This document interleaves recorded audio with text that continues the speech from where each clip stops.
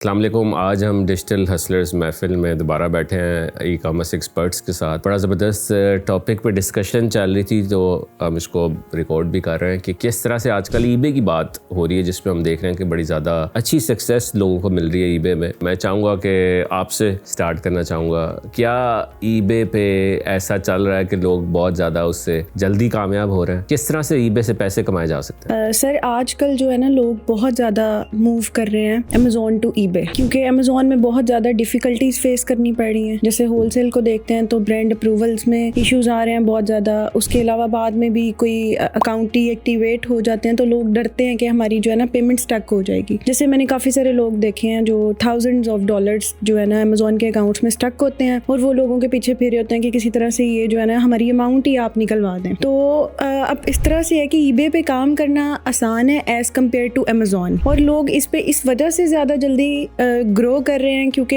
इसमें जो है ना आपकी पेमेंट स्टक नहीं होती। सेल्स लाना बहुत ज़्यादा इजी है। उसके अलावा इसके डिफरेंट मॉड्यूल्स हैं जिन पे जो है आप काम स्टार्ट कर सकते हैं, और लो इन्वेस्टमेंट के साथ काम स्टार्ट कर सकते हैं। जैसे इसके लिए कोई हमें $5,000 की या £5,000 की अमाउंट जो रिक्वायर नहीं है। अगर इनिशियली आपके पास $1,500 to $2,000 है अमाउंट, तो आप ईबे स्टार्ट कर सकते हो और आप उसमें अच्छा प्रॉफिट भी जनरेट कर सकते हैं। सर इसकी तीनों मार्केट प्लेसेस हैं। सबसे अच्छी मार्केट प्लेस है इसकी यूके, फिर यूएस, फिर ऑस्ट्रेलिया। ये तीनों मार्केट प्लेसेस पे बहुत अच्छा काम जा रहा है, ग्रोथ भी अच्छी है और प्रॉफिट मार्जिन्स भी अच्छे हैं। आफ्टर दैट अगर कभी अकाउंट में कोई इशू आ जाए, लाइक डिफेक्ट रेट बढ़ गया है या काम में कोई भी जो है ना प्रॉब्लम आ जाए, तो ईबे की सबसे अच्छी बात ये है कि अगर उसमें आपका $10,000 भी है तो आपकी अमाउंट नहीं रखता। अगर आपका अकाउंट सस्पेंड भी हो जाता है तो वो आपको जो टाइम देता है 2 मंथ्स का या 3 मंथ्स का, उसका ऑलरेडी बैंक अकाउंट उस पर आपका फॉर पे आउट्स अटैच होता है, तो वो जो है ना आपकी पेमेंट रिलीज कर देता है, विद इन अ मंथ भी भेज देता है।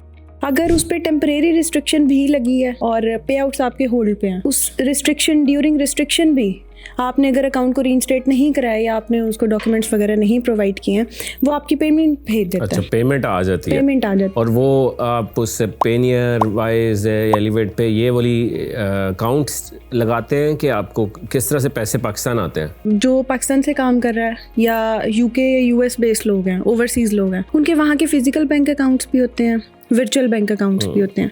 तो वो डिफरेंट अकाउंट्स उन्होंने अटैच किए हुए होते हैं जिसमें उनके जो है पे आउट्स आ सकते हैं। पाकिस्तान से अगर कोई काम करना चाह रहा होता है तो पेयोनीर बहुत अच्छा ऑप्शन है। पेयोनीर अटैच करते हैं, फिर उसके साथ फर्दर जो पाकिस्तानी बैंक आपने अटैच करना है, पेमेंट यहाँ पे मंगवाने के लिए तो मंगवा सकते हैं। अच्छा, एक सबसे बड़ा तो पाकिस्तान में इशू ये है कि वो कहते हैं जी पाकिस्तान से तो अकाउंट ही नहीं बन सकता। आपने कहा ईबे ये है वो है, लेकिन अकाउंट बनेगा तो लोग यहाँ से काम करेंगे। तो कैसे ईबे का अकाउंट बनाना है पाकिस्तान में रहकर? सर सबसे पहले तो हमें अगर हमने मार्केट प्लेस चूज करनी है, हमने कौन सी मार्केट प्लेस पे काम करना है, यूके में काम करना है, यूएस में काम करना है या ऑस्ट्रेलिया में काम करना है। अगर हमने यूके में काम करना है तो हमें एक एलटीडी रिक्वायर होगी, एक एलटीडी हम कंपनी बनाएंगे। अगर यूएस में काम करना है तो हमें रिक्वायर होगी एक एलएलसी। पाकिस्तानी आईपी पे तो हम अकाउंट क्रिएट नहीं कर सकते हैं। सर हमारे पास सिंपल और बड़ा अच्छा इसका जो है ना सोल्यूशन है कि आप एक अच्छा वीपीएस बाय करें या आप एक अच्छी प्रॉक्सी बाय कर लें। लाइक जैसे हम लोग आईपी रॉयल की प्रॉक्सीज यूज कर रहे हैं, हमारा वो 90% डाटा जो है कवर कर देती है। स्टैटिक आईपी होती है, बार बार लोकेशन चेंज नहीं करती। इसी तरह से आप वीपीएस भी ले सकते हैं, तो वो लें, उस पर आप अपना अकाउंट साइन अप करें अपनी उन डिटेल्स को यूज करते हुए। और वो चल रहा है, उसमें बाद में कोई इशू नहीं आता, कोई आइडेंटिटी। सर बिल्कुल चल रहा है। अच्छा, हमारे पास उनके लॉगिन्स आते हैं तो हम एक वीपीएस बाय करते हैं या प्रॉक्सी बाय करते हैं, उसको अपने सिस्टम पे सेट करते हैं और फिर अकाउंट को लॉगिन करके फर्दर उसमें जो है हम काम करते रहते हैं। अच्छा, मेरा एक क्वेश्चन ये है कि क्या हम एक एलएलसी डिटेल के ऊपर हम तीनों मार्केट कवर कर सकते हैं या आपको हर मार्केट के अंदर अपना बिजनेस जो है रजिस्टर्ड करवाना पड़ता है? सर हमें जो है ना तीनों मार्केट्स पे अगर आप काम करना चाहेंगे तो आपको डिफरेंट कंपनीज रिक्वायर है। अगर आपकी एक कंपनी है तो आप एक ही मार्केट में एक ही अकाउंट क्रिएट कर सकते हैं। ठीक है। अच्छा, दूसरा एक क्वेश्चन ये जो मैंने सुना है कि आप जब अकाउंट बनाते हैं तो फौरन आपको इसको कन्वर्ट नहीं करना चाहिए सेलर अकाउंट पे, आपको पहले उस पर कोई ऑर्डर प्लेस करना चाहिए। वो ऑर्डर आएगा, उसको मैच्योर करने के बाद कोई 15-20 दिन बाद आपने सेलिंग स्टार्ट करनी है। तो ये ऐसे ही है? सर बिल्कुल ऐसे ही है। सर एक्चुअली इसमें ना जितना अकाउंट क्रिएशन इसका इजी है, उतना ही में थोड़ा सा जो है ना सस्पेंशन रेट ज़्यादा है। ओके। तो उस तरह से है कि अमेजोन पे जब हम सेलर अकाउंट बनाने जाते हैं ना तो हम direct seller account sign up करते हैं। ठीक है। तो ईबे पे हम बायर अकाउंट इसलिए बनाते हैं कि हमने अकाउंट को मैच्योर करना होता है। ईबे पे अकाउंट की एज मैटर करती है। जैसे हमारे पास कुछ बायर अकाउंट्स आते हैं ओवरसीज लोगों के, उनको पता ही नहीं होता कि हमारे ईबे का अकाउंट बना हुआ है। मैं उनसे सिंपल क्वेश्चन करती हूँ कि आपने कभी ईबे से शॉपिंग की है? अगर वो कहते हैं तो शॉपिंग की है तो इट्स मीन कि उनका अकाउंट ऑलरेडी बना हुआ है अकाउंट। मैं फिर उस पर देखती हूँ कि कितना पुराना अकाउंट है, उसकी एज देखती हूँ, फिर मैं उस पर चेक करती हूँ रिव्यूज़। एक इस पर सेकंड चीज़ ये आती है कि जब हम किसी भी मार्केट प्लेस पे शॉपिंग करते हैं तो हम एज अ बायर फीडबैक देते हैं सेलर को। तो ईबे पे ये होता है कि आपको सेलर भी फीडबैक दे रहा होता है। जब आप बाय करते हैं तो वो कोई भी आपको अच्छा सा फीडबैक दे सकता है कि hope to deal with you again, एक सिंपल सा हम देखते हैं। तो जब उस पर उन्होंने बाय किया हुआ होता है उनको, तो फिर उस पर जब हम देखते हैं तो हमें सेलर की तरफ से फीडबैक्स आए हुए होते हैं। तो वो हमारे अकाउंट को मैच्योर करते हैं। मतलब हम अकाउंट क्रिएट करते हैं, थोड़ी सी सर्च हिस्ट्री बनाते हैं, रैंडम हंटिंग करते हैं उस पर, साथ में हम उसके बनाते हैं बाइंग हिस्ट्री। ओके, ठीक है। ऑर्डर्स परचेज करते हैं।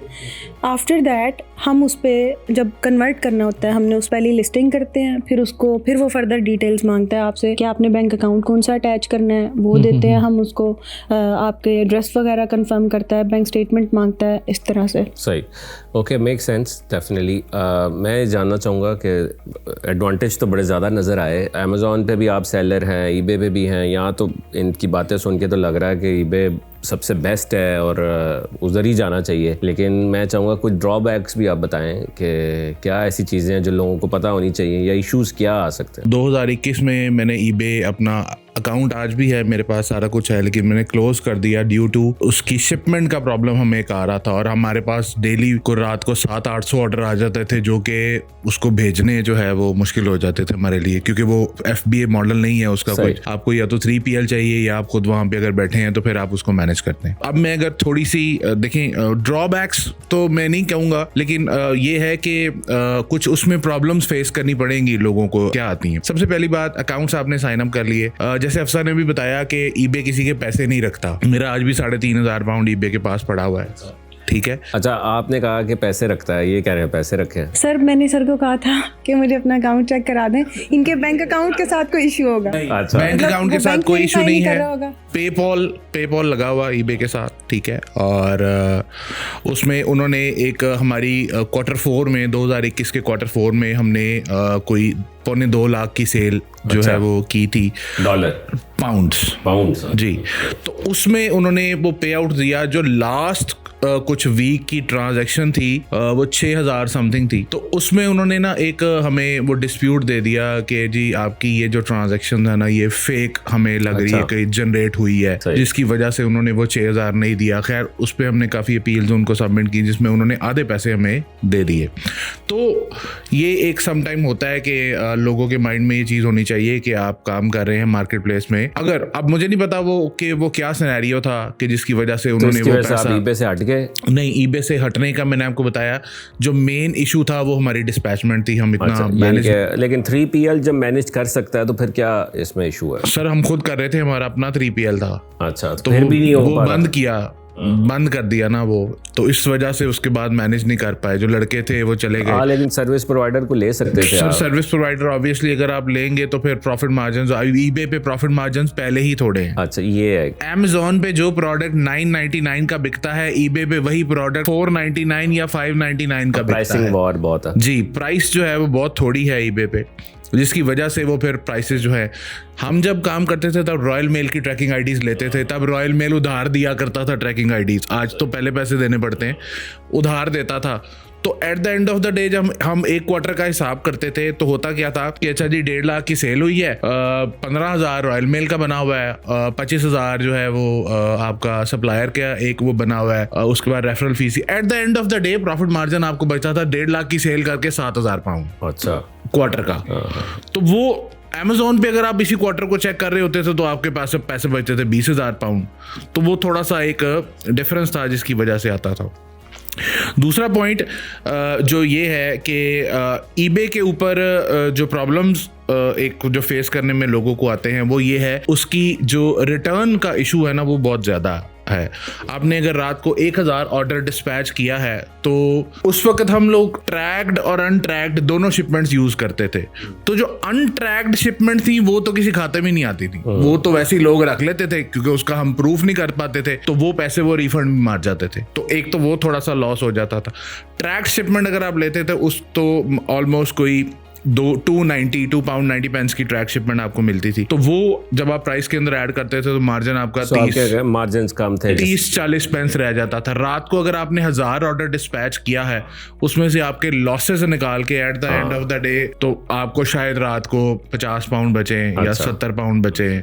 चले ये देखने वाले बताएंगे जो eBay पे कर रहे हैं। तो इतने वो पैसों की वजह से जो है ना, वो मेरा वो था कि कंसर्न के यार मतलब इतना काम करने के बाद आप 14 घंटे 16 घंटे काम भी कर रहे हैं सारा कुछ, और at the end of the day रात को आपको £50 £60 बच रहे हैं। ठीक है, मैं आपसे जानना चाहूँगा बाबर से कि इस eBay पे प्राइवेट लेबल होना चाहिए, होलसेल होना चाहिए, या सारे ये ड्रॉप शिपिंग ही कर रहे हैं और आप क्या कर रहे हैं? सर ये ड्रॉप शिपिंग ही है, लेकिन उसकी वजह सर ये है कि अगर आपका देखें बहुत सारे हर तरह का स्टूडेंट है, कोई पैसों के साथ है, कोई पैसों के साथ बिल्कुल नहीं है, तो उसके लिए फिर डेफिनेटली ये ड्रॉप शिपिंग से ही स्टार्ट करें जिसमें एटलीस्ट आपकी किचन इनकम तक आप जा सकते हैं। मतलब उसकी ग्रोथ वहाँ तक ऐसे ज़्यादा नहीं है फिलहाल। उसके बाद सर फिर बात ये, अगर पैसे अच्छे हैं, इन्वेस्टमेंट है, $3-4 है, तो फिर सर वाइट लेबल और प्राइवेट लेबल वही बेस्ट मॉडल है। अब यहाँ पे मैं जिशान भाई की बात से सेकंड करूँगा कि वाकई इसमें मार्जिन का इशू है। अनलेस आप देखें कि अमेज़न का एक अच्छा जो सर्विस प्रोवाइडर है, अगर वो लिस्टिंग SEO अच्छी कर रहा है तो 250-300 तो सारी वो लिस्टिंग के ले जाता है। और अगर PPC वाला है, अच्छा PPC वाला है, तो वो $1,700 भी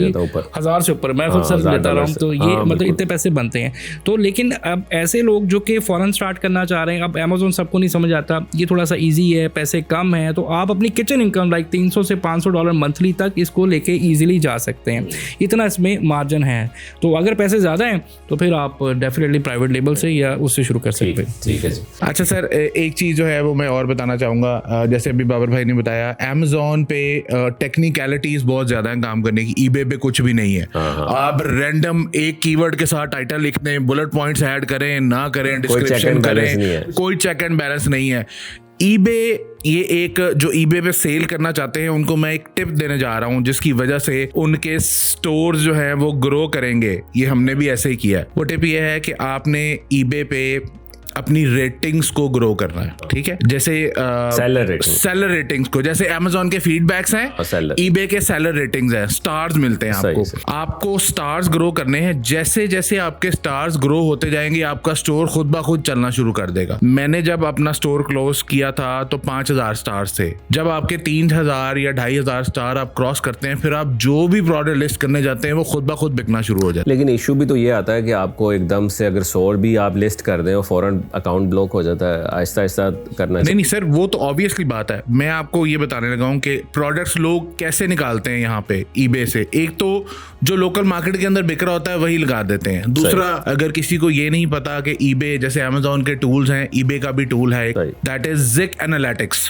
अच्छा, Zik Analytics को यूज करते हैं ये काम करने के लिए। जो काम हम हीलियम पे अमेज़न के लिए करते हैं, eBay के लिए यूज करते हैं Zik Analytics। तीसरी बात ये है जो आपको टिप देने लगा हूं वो ये है, अगर आपने अपने स्टोर्स ग्रो करने हैं, रेटिंग्स बनानी है, तो एक छोटा सा प्रोडक्ट आपको बता देता हूं जिसकी मिलियंस में सेल है और आपकी रेटिंग्स भी बढ़ा देगा। वो है केबल्स। अच्छा, चार्जिंग केबल्स। अच्छा। आप आईफोन की केबल्स लगा दें, आप एंड्रॉइड की केबल्स लगा दें, pack of 1, pack of 2, pack of 3, 99 cent price रखें, उसमें बचेगा कुछ नहीं आपको। लेकिन वो जितनी आपकी सेल होती जाएगी आपके रेटिंग्स जो है वो बिल्ड होती जाएंगी। आपका वंस आपके स्टार्स बिल्ड हो गए उसके बाद फिर आप जैसे मर्जी जो मर्जी बेचना चाहते हैं। ये बड़ी जबरदस्त, तो ये बड़ा मतलब एक वो पॉइंट है जो हमने जितने भी स्टोर्स eBay पे बनाए थे, बिल्ड किए हैं, सारों की रेटिंग्स ऐसे ही बिल्ड की हैं केबल्स बेच के। तो ये आपको बड़ा अच्छा जो है वो शेड मिल जाता है। सही, मेक सेंस। लास्टली अगर कोई थोड़ा सा कमेंट आप करना चाहें बेस्ड ऑन हिज रेटिंग्स को अगर हम डिस्कस करते हैं तो सर हम वो, एक तो सर ने बहुत अच्छा मेथड बताया, सेकेंडली उस पर जो है ना हम कस्टमर सपोर्ट अच्छी देते हैं। अगर आपका बायर सेटिस्फाई है तो सर जो है आपके बायर डेफिनेटली आपको पॉजिटिव फीडबैक देके जाते हैं और बड़े अच्छे अच्छे पॉजिटिव फीडबैक्स आते हैं अच्छी लाइंस में। अच्छा, हम इसके ड्रॉबैक्स को डिस्कस कर रहे थे तो थोड़ा सा मैं उसमें ऐड करना चाहूंगी। सर इसका सस्पेंशन रेट ज्यादा है। लाइक अमेज़न आपको रीजन देते हैं ना सेक्शन 3 लगाता है तो वो नीचे उसने आपको रीज़न दी होती है। ये MC999 लगा देता है अगर अच्छा। अकाउंट पे कोई भी प्रॉब्लम आती है ना, तो 999 में जब हम इनसे कांटेक्ट करने जाते हैं ना तो ये हमें बताते हैं कि हम रीज़न नहीं दे सकते। मतलब 999 लगी है तो हम कुछ बता नहीं सकते हैं कि आपका अकाउंट क्यों सस्पेंड हुआ है, ये एक प्रॉब्लम है। ठीक, चलें जी, ज़बरदस्त जी। अब हम इसको मज़ीद आगे बढ़ाते हैं, बड़ी ज़बरदस्त डिस्कशन रही। मैं कुछ फ्रीलांसिंग पे बात करना चाहूँगा, जिसके ये तो ऑब्वियसली जो अकाउंट नहीं बना सकता या कोई ऐसी चीज़ जिसके पास पैसे भी नहीं है, तो मैं चाहूँगा आपसे, मैं शुरू करता हूँ मैर, कि फ्रीलांसिंग पर्सपेक्टिव से कौन से स्किल सीखे जाएँ जिसके पास 1 रुपया भी नहीं है और वो चाहता है कि पैसे कमाना बेसिकली, तो वो कैसे फ्रीलांसिंग से पैसे कमा सकता है? अभी इसमें सर बेसिकली इस तरह से है कि अभी अगर अमेज़ोन की बात करें या अदर जितनी भी मार्केट प्लेसेस हैं, लाइक ईबे है, वॉलमार्ट है, इट्स है, तो इसमें पहले ये होता था कि एज अ वर्चुअल असिस्टेंट आप A to Z सर्विस देते थे, जिसमें आपने लिस्टिंग भी करनी है, शिपमेंट प्लान भी क्रिएट करना है, PPC भी चलानी, ईच एंड एवरीथिंग सारा कुछ आपने करना है, अकाउंट मैनेज करना है। तो अभी जो इसमें है सारी चीज़ें जो है वो डिस्ट्रीब्यूट हो गई हैं। लाइक आप जो है वो किसी एक चीज़ को पकड़ लें, वो भी आपकी स्किल है। लाइक आपने जो है वो प्रोडक्ट हंटिंग को पकड़ा है, जस्ट सोर्सिंग को पकड़ा हुआ है, शिपमेंट प्लान क्रिएट का पकड़ा हुआ है, या PPC को किस तरह से रन करना है, उसके ऊपर आपकी स्किल स्ट्रॉन्ग है।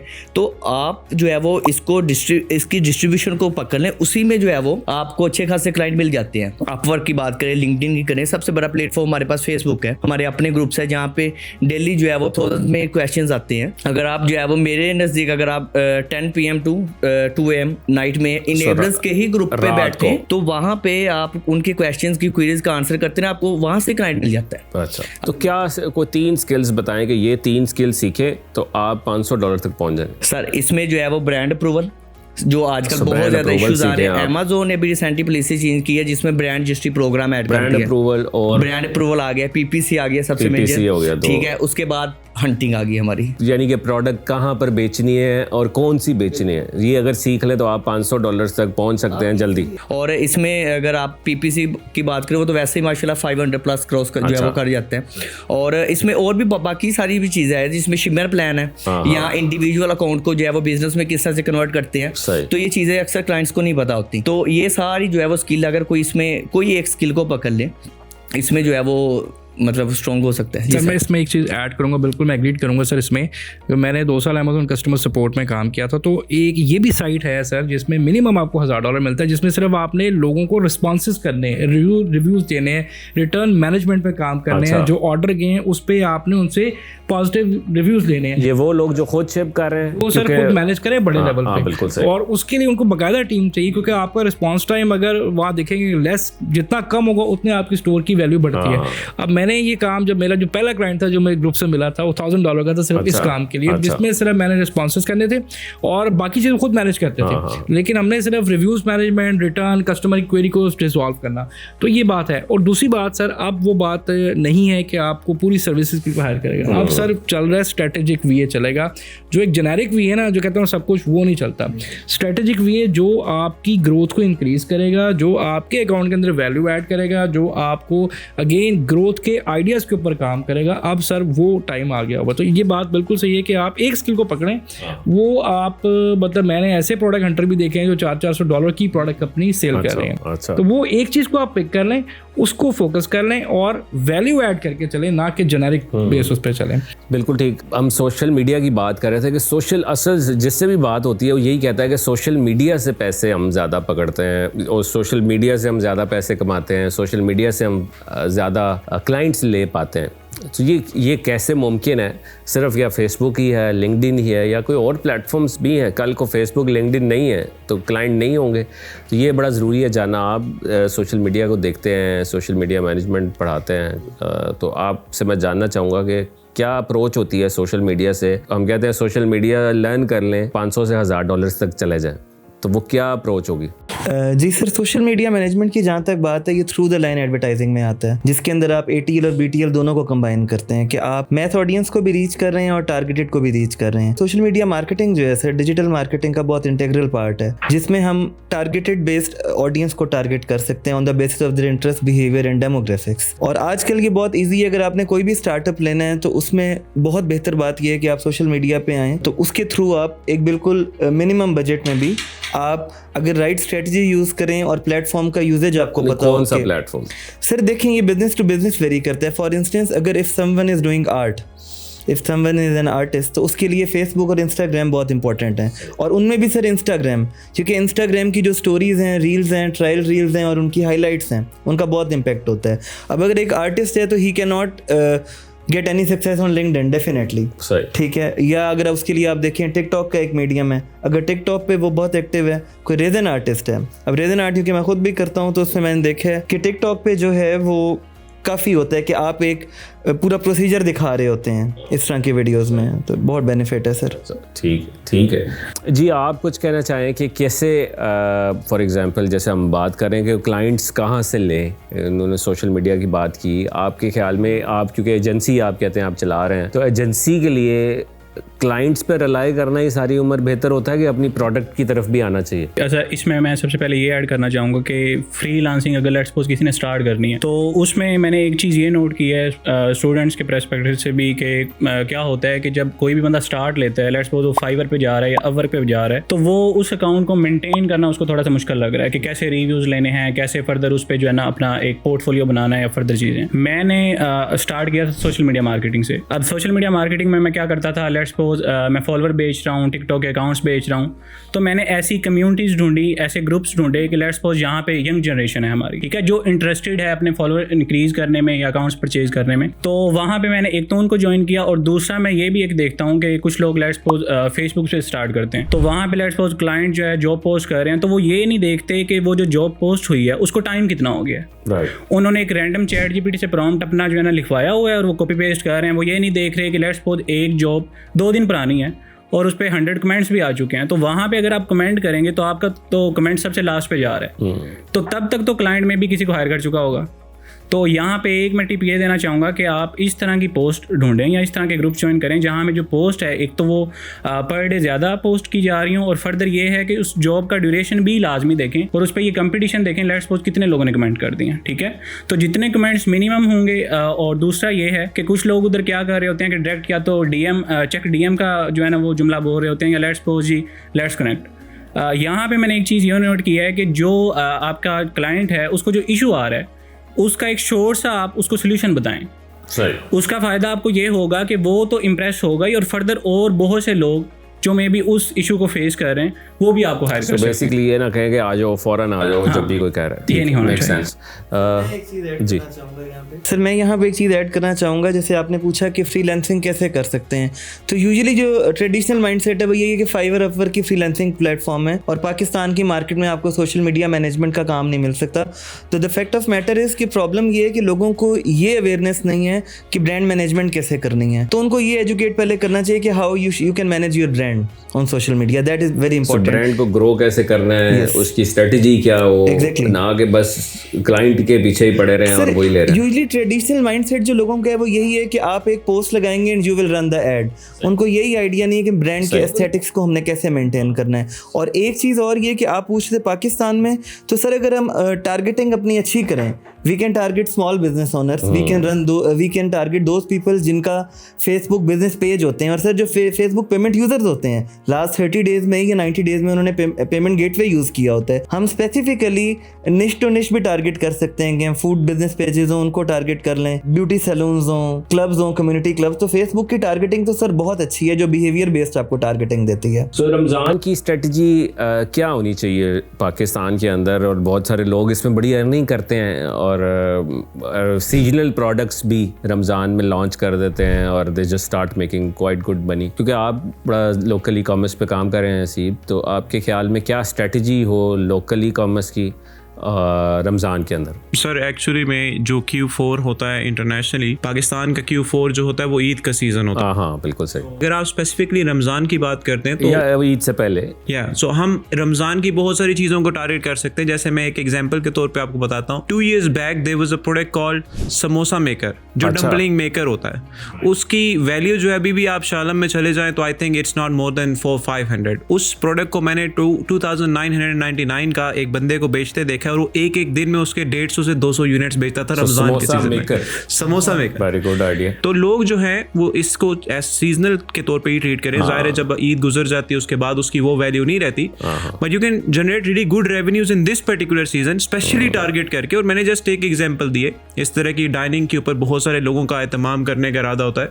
अगर आपका सवाल ये कि सिर्फ क्या इस रमज़ान के अंदर सिर्फ खाने पीने की चीज़ों के अंदर इंक्रीज होता है सेल, तो no, everything basically increase the sales. जिस तरह एग्जांपल के तौर पे कपड़े, लोगों की आदत है कि वो एग्जैक्ट ईद के टाइम पे नहीं लेते, through out the Ramzan. In fact कुछ लोगों को मैंने तो 2-3 मंथ्स बिफोर ईद भी अपनी ईद की शॉपिंग करते हुए देखा है। तो आप अपनी हर चीज़ के अंदर सेल्स को बहुत इंक्रीज करते हैं। इनफैक्ट मैं भी आपको बताता हूँ, आते आते अभी रास्ते के अंदर ही इनफैक्ट मैंने बड़ा सा टैंक का बोर्ड देखा, उन्होंने अफ्तार को जो है ना टारगेट किया। तो द थिंग इज आपकी मार्केटिंग मैटर करती है, आप कैसे उसको एडवर्टाइज करते हैं ये चीज डिपेंड करती है। मैंने सर ये भी देखा है कि आप ईद के दिनों के अंदर भी मार्केटिंग कर रहे हो, people will not treat it as an Eid advertisement या रमजान का एडवर्टाइजमेंट। तो आप किस तरह डिस्प्ले करते हैं उसको ये बहुत मैटर करता है। तो मैं इसमें मशवरा क्या देता हूं, अपने कुछ क्रिएटिव्स ऐसे बनाएं जो कि स्पेशली कुछ ओकेजन्स को टारगेट करने वाले हो। बेशक आप फॉर एग्जांपल, जिस तरह एग्जांपल के तौर पे आप रमजान के अंदर अपने कपड़ों की सेल्स इंक्रीज नहीं करना चाहते, मेरा मशवरा आपको क्या है कि इस सीजन के अंदर कुछ क्रिएटिव्स ऐसे बनाएं जो स्पेशली ईद के लिए हो, जो स्पेशली रमजान के लिए हो। आप बताएं उसके अंदर कि आप रमजान में डिफरेंट दावतों पे जाते हैं, वहां पे उसके लिए ये आपके जो सूट्स हैं ये बड़े जबरदस्त होंगे, एंड यू गोना सी कि आपकी एक ह्यूज इंक्रीज इन सेल्स होगी। नहीं तो क्या ईद तो सिर्फ पाकिस्तान में, क्या पाकिस्तान को ही सिर्फ अप्रोच करें? चूंकि आपने लोकल ई कॉमर्स की स्पेशली बात की है, मेरा एक क्वेश्चन था कि क्या अब हम, क्योंकि बहुत सारे पाकिस्तानी ओवरसीज हैं, तो क्या ओवरसीज पाकिस्तानियों को भी टारगेट करें, वहाँ भी ऑनलाइन वो लोग लें, या आप कहते हैं कि नहीं पाकिस्तान ही रखो क्योंकि ये ज़्यादा? मेरी हमेशा आदत है कि मैं मास लेवल पे ऑडियंस को टारगेट करता हूँ, मैं माइनॉरिटीज़ को टारगेट नहीं करता। सो अगर फॉर एग्जांपल मुझे यूएस में किसी को टारगेट करना है तो I don't target Pakistanis in US, ठीक है? मैं यूएस में फिर यूएस के लोगों को टारगेट करता हूँ। Q4 में मेरा फिर ऑब्जेक्टिव ये होता है कि मैं वहाँ पे थैंक्स गिविंग के इवेंट को, क्रिसमस इवेंट को, इन इवेंट्स को टारगेट करने की कोशिश करता हूँ। इससे फायदा क्या होता है कि जब आप मास लेवल की ऑडियंस को टारगेट करते हैं तो ऑलमोस्ट 95% ऑडियंस आपके उस एडवर्टाइजमेंट्स को देख के एक्शंस ले रही होती है। लेकिन आप जब माइनॉरिटीज को टारगेट कर रहे होंगे तो वो मास लेवल के ऊपर उनका इंपैक्ट बड़ा रेयर होगा। और फेसबुक आजकल के वक्त के अंदर बड़ा डिफरेंटली परफॉर्म करता है। We used to advertise based on detail targeting, लेकिन आजकल के वक्त के अंदर आप फेसबुक को क्रिएटिव बेस्ड टारगेटिंग करते हैं। आपने क्रिएटिव बनाया, फेसबुक आपकी ऑडियंस को खुद चूज करता है। So we are doing that nowadays. तो ये तरीका कार है, इसको इस तरह हम एडवर्टाइज कर सकते हैं। जी सर, इसमें मैं एक चीज़ ऐड ये करना चाहूँगा, जैसे आप एग्जांपल पूछ रहे थे, तो अगर मैं आर्ट एंड डिज़ाइन की एग्जांपल लूँ, if someone is good at calligraphy और अगर पेंटिंग्स में है तो sir Ramzan is a right season, gifts and all this. Ramzan को आप इस तरह भी टारगेट कर सकते हैं जैसे रेजन आर्ट है, तो उसमें रमज़ान में रोज़ा खोलने की दुआ एंड इस तरह की चीज़ें ना, और वो बड़ा राइट टाइम है। अगर आप if you are advertising it as a carousel, ठीक है, तो वो उस पर लोगों को काफ़ी एक इम्पैक्ट मिलता है कि रमज़ान आ रहा है तो हम इसको गिफ्ट भी करें, ठीक है, बजाय इससे कि एक पेपर बेस्ड हमारा कागज़ लगा हुआ हो जो दुआ बता रहा हो, तो बेहतर है हम रेजन आर्ट का कोई मटेरियल लगा लें। तो ये आर्ट है। और एक हसीब भाई ने भी बात की, मैं उसमें ये कहना चाहूँगा कि बेशक सर उन्होंने वो सजेस्टेड ऑडियंस दे देते हैं कि एडवांटेज प्लस लें, बट स्टिल मुझे ये लगता है कि जो आप इंटरेस्ट, बिहेवियर और डेमोग्राफिक्स की बेस पे ऑडियंस करते हैं दैट इज़ मोर बेनिफिशियल। उसमें सर आप life events, even relationship status पे भी टारगेट कर सकते हैं। कैंडल ब्रांड मेरे एक जानने वालों का था, उन्होंने सर रन किया यही कि आप on the basis of newly engaged, ठीक है, आप इन अ रिलेशनशिप हैं। अच्छा, ये कैसे पता चलता है कि एंगेज्ड अभी हुआ है या रिलेशनशिप उसने अभी अपने फेसबुक स्टेटस पे भी नहीं डाला था? सर वो उन्हीं लोगों को टारगेट करता है जो अपना वहाँ पे लिख रहे होते हैं कि हमारी पेरेंटहुड है। अच्छा, ठीक है। अब डॉक्टर जावेद इकबाल हैं जो मुल्तान में है, निश्तर मेडिकल कॉलेज में, उनकी अभी एक बुक आई है औलाद की समथिंग तरबियत काइंड ऑफ, तो उसमें भी सर उनकी यही थी कि पेरेंट्स को टारगेट करना। तो Facebook is really nice in a way कि उसमें आप पेरेंटहुड पे भी टारगेट कर सकते हैं कि उन पेरेंट्स को हम टारगेट करें जिनके बच्चे 12 मंथ्स की ड्यूरेशन में 1 to 5 ईयर्स हैं, 5 to 8 ईयर्स हैं, ठीक है, और वो वही होते हैं जो अपनी ये चीज़ें वहाँ बता रहे होते हैं। चले ज़बरदस्ती जी। उमर चीज़ ऐड करना चाहूँगा, जिस तरह सी भाई ने कहा कि क्रिएटिव जो है वो हमें पैदा करने चाहिए। वो इसमें मैं एक वीडियो देख रहा था सी भाई कि उसमें एक मंडी में बैठा हुआ है सब्जी वाला ना, अब उसके पास रश है, उसने क्या किया हुआ है कि वो अलग-अलग से सेल नहीं कर रहा, उसने प्रॉपर सारी चीज़ों को जो है वो मर्ज किया हुआ है, उसने प्रॉपर पैकेज बनाया हुआ है। तो इसी तरह से लोकल मार्केट में प्रोडक्ट्स को टारगेट कर रहे हैं या सीजनल प्रोडक्ट जिस तरह रमज़ान अभी चल रहे हैं, तो क्या ऐसा पॉसिबल है कि इसमें जो है वो हमने प्रॉपर पैकेज करके, यानी कि पैकेज की शेप में मतलब इस तरह की प्रोडक्ट को हम टारगेट कर सकते हैं? आप जिसकी बात करें ना मेरे, वो बंडल्स हैं बेसिकली। तो अक्सर औकात आप देखते हैं कि ज़्यादातर स्टोर्स जो हैं उनकी sales value of a particular product बहुत कम होती है। लेट्स से 800 है, 900 है, 1000 है। अब उस सेल्स वैल्यू के अंदर आपको पता है प्रॉफिट्स जनरेट करना, एक अच्छा रेवेन्यू जनरेट करना वो थोड़ा सा मुश्किल होता है। तो उसकी एक एडवाइस ये होती है कि आप बंडल कर लेते हैं उसको डिफरेंट प्रोडक्ट्स के साथ। अब बंडल्स के अंदर ना एक चीज़ बड़ी ज़रूरी है। अब जिस तरह आपने एक एग्जांपल के तौर पे दी, वो एग्जांपल लेट्स से आपने वेजिटेबल सेलर की है। अब उसके जो प्रोडक्ट्स हैं ना, वो सारे प्रोडक्ट्स एक दूसरे को कंप्लीमेंट करते हैं। बंडल्स में एक चीज़ बड़ी इंपॉर्टेंट होती है कि आपके प्रोडक्ट्स एक दूसरे को कंप्लीमेंट कर रहे हो। बंडल्स में ये नहीं हो सकता कि एक मैंने डिफरेंट नीश का इंटायरली प्रोडक्ट लगाया और दूसरा डिफरेंट नीश का प्रोडक्ट इंटायरली लगाया। तो बंडलिंग के अंदर if you have a same niche products, if same base products हैं, तो आपने जो कि ट्रेंड्स की बात की, ट्रेंड्स में अक्सर सेम नीश में नहीं आ रहे होते प्रोडक्ट्स। अगर सेम नीश में तो आप बंडल्स कर सकते हैं, अगर सेम नीश में नहीं है तो फिर आप बंडल्स नहीं कर सकते। जहां तक एहतिशाम भाई की बात है, वो इन्होंने डिटेल टारगेटिंग की एक बात की। इसमें ना एक प्रॉब्लम है फेसबुक की। अभी रिसेंटली मैं एक पब्लिश आर्टिकल पढ़ रहा था, उस पब्लिश आर्टिकल के अंदर एक बड़ी जबरदस्त चीज लिखी थी। जब आप एक न्यू एड क्रिएट करते हैं ना, जब आप एक नए प्लेटफॉर्म के लिए एड क्रिएट करते हैं, तो उस प्लेटफॉर्म में फेसबुक को इंटायरली इन द स्टार्ट नहीं पता होता कि मेरी टारगेटेड ऑडियंस क्या है। हम जिस तरह मैं एग्जांपल के तौर बताता हूँ, मैंने सेवरल स्टोर जिसमें हमने worth of crore in a month revenue generate किया। अब इस तरह के ब्रांड्स में यूजुअली प्रॉब्लम आपको क्या आता है कि जब आप डिटेल टारगेटिंग करते हैं, उसमें आपकी डिटेल टारगेटिंग में आपकी ऑडियंस लिमिटेड होती है। हम जिस ऑडियंस पे टारगेट कर रहे हैं, we want to target 1 million 2 million customers in a week. तो फेसबुक खुद एडवाइस करता है, in fact we have talk with few representatives of Facebook, उसने हमें एडवाइस किया कि आपको ब्रॉड टारगेटिंग पे जाना होगा अगर आप बड़ी ऑडियंस को स्केल करना चाहते हैं। तो उससे फिर हमें एक वाज़ेह फर्क महसूस हुआ कि जब हम डिटेल टारगेटिंग से ओपन टारगेटिंग में जाते हैं तो हमें बहुत वास्ट लेवल के ऊपर सेल्स मिलती है। फॉर एग्जाम्पल, एक बेबी वॉकर का एक प्रोडक्ट है जिसको बेच रहे हैं। जरूरी नहीं है कि वो बेबी वॉकर आपकी डिटेल टारगेटिंग ही लोगों को सिर्फ चाहिए हो। There could be people except for your detail targeting जिनको वो प्रोडक्ट चाहिए हो सकता है, लेकिन उनका कभी आपको ऐड नजर ही नहीं आ रहा बिकॉज आपने उसको लिमिटेड किया हुआ है। आपकी बात और मेरी बात किसी हद तक दोनों रिलेट करते हैं एक दूसरे के साथ। शुरू के अंदर इट्स बेटर कि आप अपनी ऑडियंस को नैरो रखें, लेकिन जब आप स्केल करने की तरफ जाते हैं तो इट्स रेकमेंडेड एज वेल कि आप फिर ब्रॉडर ऑडियंस के ऊपर जाएं। This is the advice for everyone by the way. Facebook तो आपको देखिए हसीब भाई ये कहता है कि आप हर चीज़ को एडवांटेज प्लस कर दें।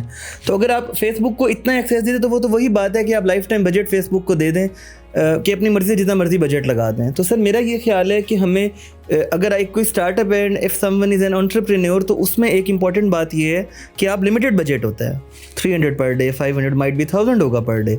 तो उसमें आप अपने प्लेटफॉर्म भी लिमिटेड रखें और अपनी ऑडियंस को भी टारगेट करें। जी स्टार्ट।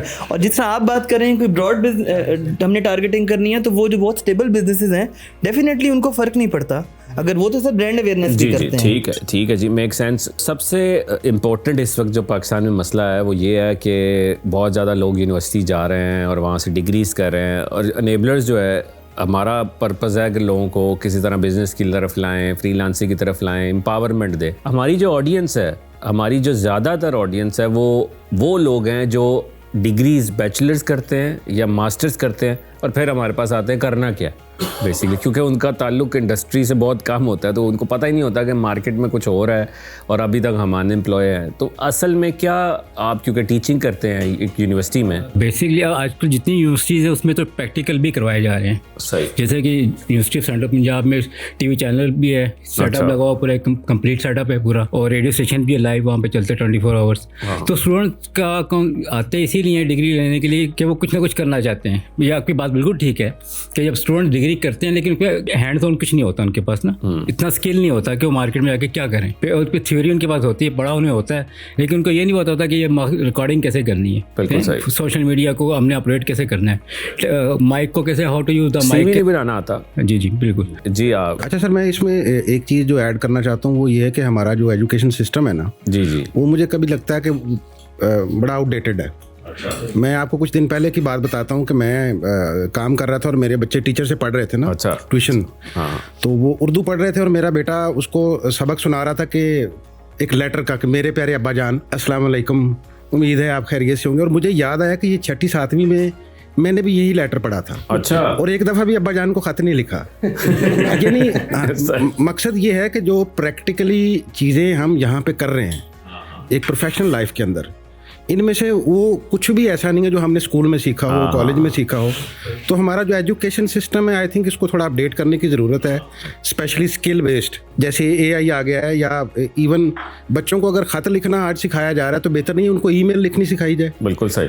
तो ये एक बहुत बड़ा गैप है जो हमें एजुकेशन लेवल पे नज़र आता है, जिसको इम्प्रूव करने की ज़रूरत है। जी सर, मैं यहाँ पे एक चीज़ ऐड करना चाहूँगा। जैसे भाई ने बात की, जब मैंने अपना बैचलर्स किया था from Lahore school of economics, तो हमारा कोर्स था web design and online journalism back in 2013। तो सर अभी तक वहाँ पे ड्रीम वीवर पे वेबसाइट बनाना सिखाते हैं, ड्रीम वीवर जो इतना आउटडेटेड है। और सर स्विश मैक्स पे वो बता रहे हैं कि आपने वीडियो कंटेंट कैसे बनाना है, और वो यूज़ भी नहीं होते ना। वर्डप्रेस का फिर उसमें जब मैंने वो स्टार्ट किया वहाँ, तो वर्डप्रेस को सर वहाँ एक ब्लॉग बनाना सिखाया कि जी आप लोग ब्लॉगिंग करें।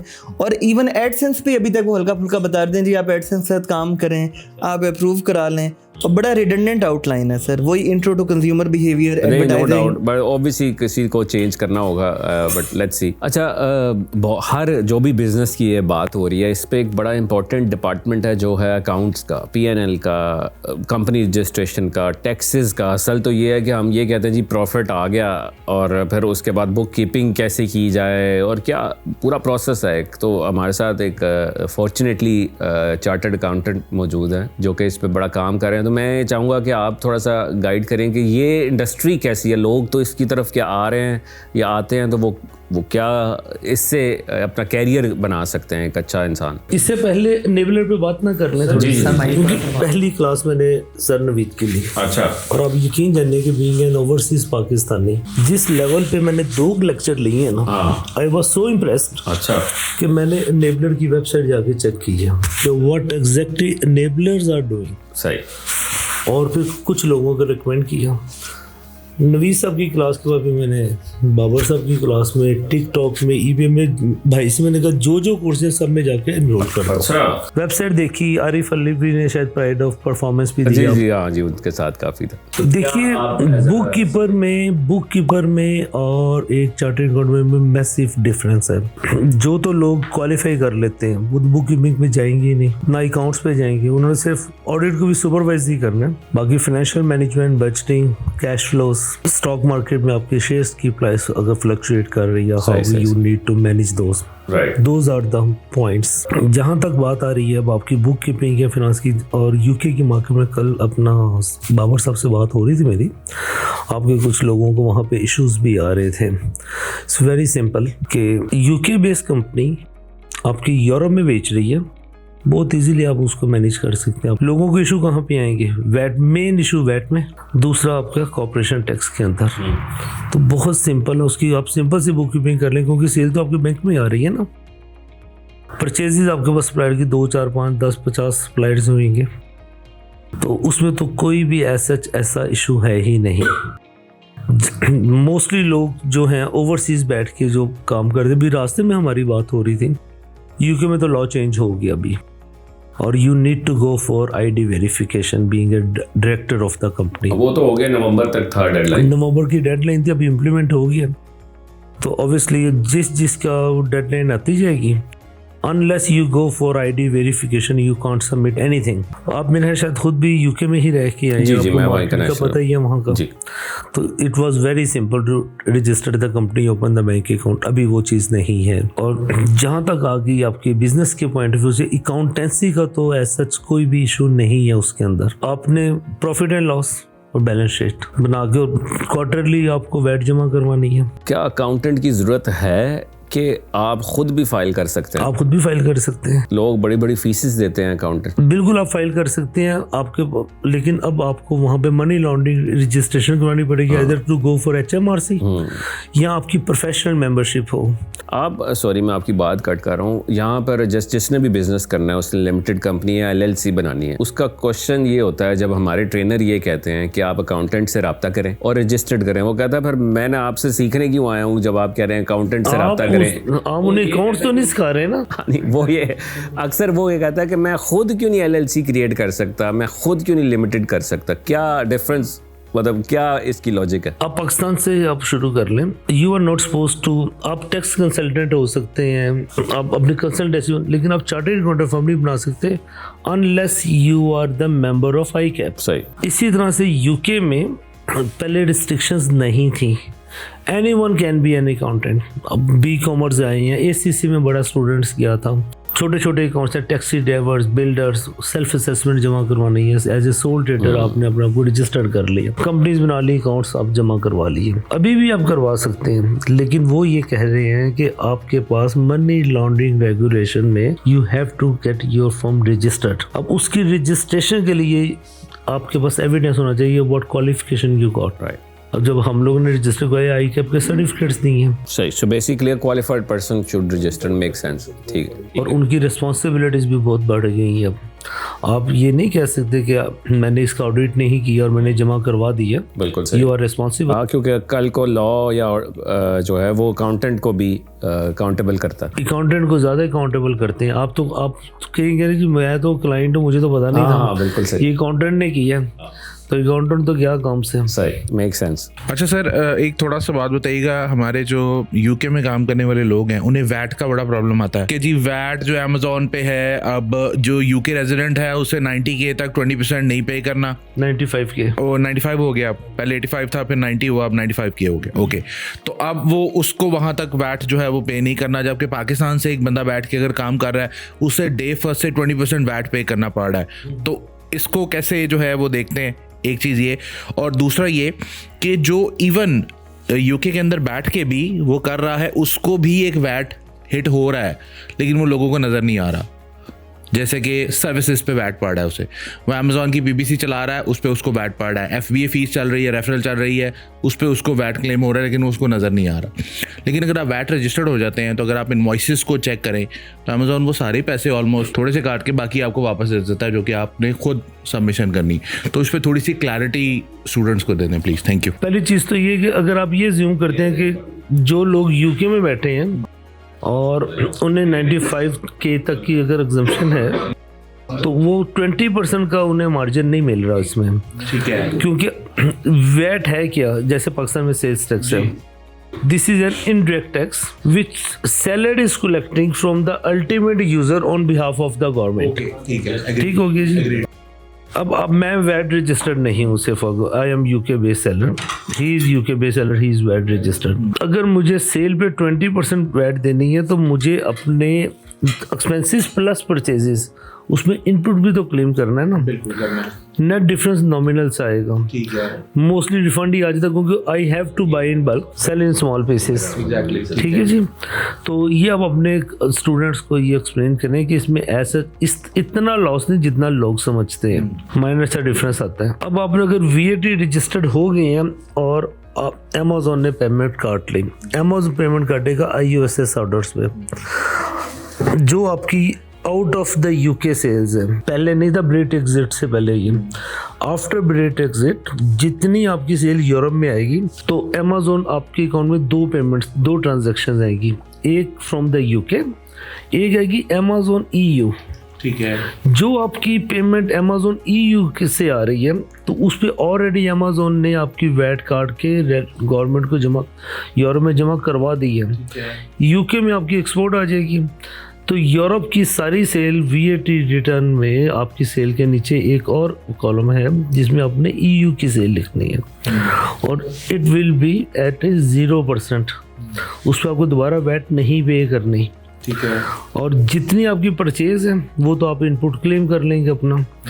जहाँ तक आगे eBay की कमीशन पे वैट कट रही है, आपकी पोस्टेज के ऊपर है, मेनली आपके रेंट पे आ जाएगी, इलेक्ट्रिसिटी बेस जो भी आ रही है चीज़ें, तो जो भी इनपुट टैक्सेस आ रहे हैं eBay ने तो पैसे काट के आपके अकाउंट में डाले, you don't need to claim the input on the commission, आप उसके एक्सपेंस रिकग्नाइज ही ना करें, आप सिर्फ उतनी सेल ले लें जो आपके बैंक में एक्चुअल पेमेंट आई है। दूसरी तरफ से भी अगर आप करेंगे, लेट से कि मेरी 100 की सेल है, 20 पाउंड काट के 80 मेरे अकाउंट में आ गया, तो आपने 80 पे गवर्नमेंट को वैट पे कर दें। दूसरा वे ये है कि आप 100 पे वैट क्लेम पे करें, 20 पे आप इनपुट क्लेम कर लें जो उन्होंने कमीशन काटी हुई है। तो मेरे जिस भी क्लाइंट की इन्वेस्टिगेशन हुई है HMRC के साथ, तो मुझसे उन्होंने क्वेश्चन किया उन्होंने कि जी आपकी तो सेल ज़्यादा, क्योंकि वो सेल की रिपोर्ट मांग लेते हैं, आपने थोड़ी कम शुरू में जी कमीशन कटी, कमीशन पे चूँकि वैट कटी हुई है, दैट्स इन माई इनपुट, तो why I should go for the complicated route. मैंने नेट ले लिया, बैठ कर कैलकुलेट किया, वो बिल्कुल एग्जैक्ट अमाउंट थी, तो बहुत ईजी फार्मूला उसका। ठीक। एआई का बड़ा चर्चा है हर जगह, और हर चीज़ कह रहे हैं रिप्लेसेबल होगी, और हर चीज़ में उसकी यूज़ हो रही है। हम देख रहे हैं अमेज़ॉन बहुत ज़बरदस्त एआई एल्गोरिदम्स को अब इंट्रोड्यूस कर चुका है, उसका पूरा सेलर सेंट्रल भी एआई बेस्ड है, हर चीज़ जो है वो बड़ी बेहतर हो चुकी है। इवन पीपीसी भी ये चीज़ों को यूज़ कर रही है। तो आप क्या समझ रहे हैं कि लाइफ आसान हो रही है या लाइफ इतनी ज़्यादा कंपैरेटिव हो जाएगी, क्योंकि हर कोई जिसके पास नॉलेज भी नहीं थी वो भी अब एआई यूज़ करके उसका मुकाबला कर सकता है जिसके पास बहुत नॉलेज थी। तो ये एक पॉजिटिव साइन है कि हम इसको एज अ थ्रेट लें या इसको एज एन अपॉर्चुनिटी लें, और कैसे लोग ई कॉमर्स करते हुए एआई को अडॉप्ट कर सकते हैं? अच्छा सर, मैं एआई से रिलेटेड एक वेबिनार के अंदर था, और वहाँ पे भी मेरा बड़ा सिमिलर सा क्वेश्चन था कि एआई आ रहा है और हम यही सुन रहे हैं कि एआई आके रिप्लेस करने जा रहा है ना ह्यूमंस को। तो उनका एक बड़ा ज़बरदस्त आंसर था, उन्होंने मुझे कहा कि एआई आके ह्यूमन को रिप्लेस नहीं कर सकता, लेकिन जिसको एआई आता है वो आपको रिप्लेस कर लेगा। तो आपको खुद एआई सीखना है। अब एआई हर फील्ड के अंदर है, यानी आप अमेज़ॉन की बात कर रहे हैं, वहाँ पे एआई है, कंटेंट क्रिएशन में एआई है, ग्राफिक डिजाइनिंग में एआई है, वीडियोग्राफी में एआई है, हर जगह पे एआई है। तो सिर्फ उस एआई को सीखना है ताकि आपको कोई रिप्लेस ना कर सके, अदरवाइज जिसको आता है वो आपको रिप्लेस करेगा। सही। अच्छा, जहाँ तक अमेज़ॉन की बात है, तो अमेज़ॉन चूँकि एआई आने के बाद इतनी ज़्यादा स्पीड से अपडेट्स आ रही हैं और मोस्टली एआई रिलेटेड हैं, यानी बायर के पॉइंट ऑफ व्यू से एआई आ गया जो शॉपिंग में हेल्प करेगा।